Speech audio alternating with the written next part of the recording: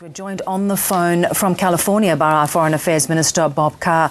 Bob Carr, many thanks for joining us this morning. We've seen the UK and the US outraged by the Russia and China veto of this. What are your thoughts? Well, we share their anger and their disappointment. I've been appealing to Russia's aspirations for global leadership and saying that they should pay attention to the humanitarian disaster inside Syria. Above all, we've got to remember this is just a disaster for the people whose homes are being bombed. Estimates of 1 million homes destroyed. We don't know whether that's right, but it certainly points to an awful condition for the over 30 million people of Syria, and makes it all more disappointing. We can't get a resolution out of the Security Council that would tighten sanctions on the regime and make those regimes enforceable across all the 190 member nations of the UN. Having said that, though, the Assad regime has seemed to have no appetite at all to care for what the international world thinks. Why would that veto have made any difference?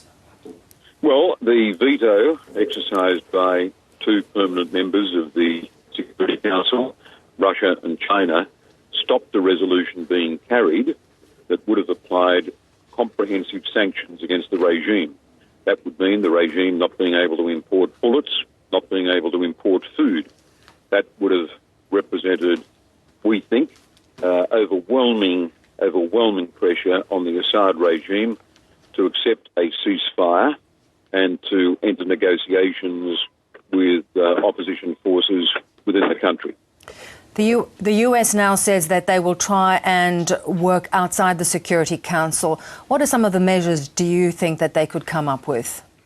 I wouldn't speculate about those. The overwhelming priority, actually, in the next hours in the UN, is to get a resolution that enables the work of the United Nations supervision mission in Syria, which monitors and investigates, to continue. Their mandate runs out July 20. We need a resolution of the Security Council if those ears and eyes of the world community are going to continue in Syria. Without it, we don't have the sort of evidence that has been collected so far by brave United Nations monitors. Do you think there is any option for military intervention? Of course, we've heard from analysts who say it is such a different situation to Libya, a far more complex one in terms of trying to intervene externally.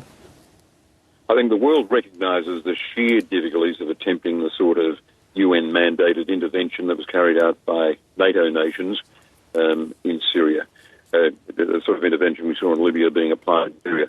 It is a very different situation. It's more complex. The regime has got more military strength, and the regime is showing more signs of cohesion. So it is very, very difficult indeed.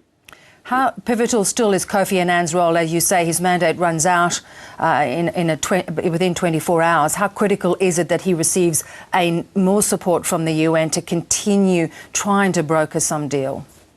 Well, the important thing is to allow the UNSMIS, United Nations Supervision Mission in Syria, to have its mandate rolled over so that we continue to have eyes and ears in that country. Without that, the regime could be emboldened to be even more violent in its response to protests. Without that, we've got no independent flow of information about what's going on. We'll be entirely dependent on the work of brave journalists and of opposition forces who are using their own media to get messages to the outside world. In the meantime, the regime looks increasingly brittle, fragile and capable of maintaining security. It's all the more important, therefore, that the UN continue to have a presence. Bob Carr, we thank you for your time this morning. My pleasure. Thank you.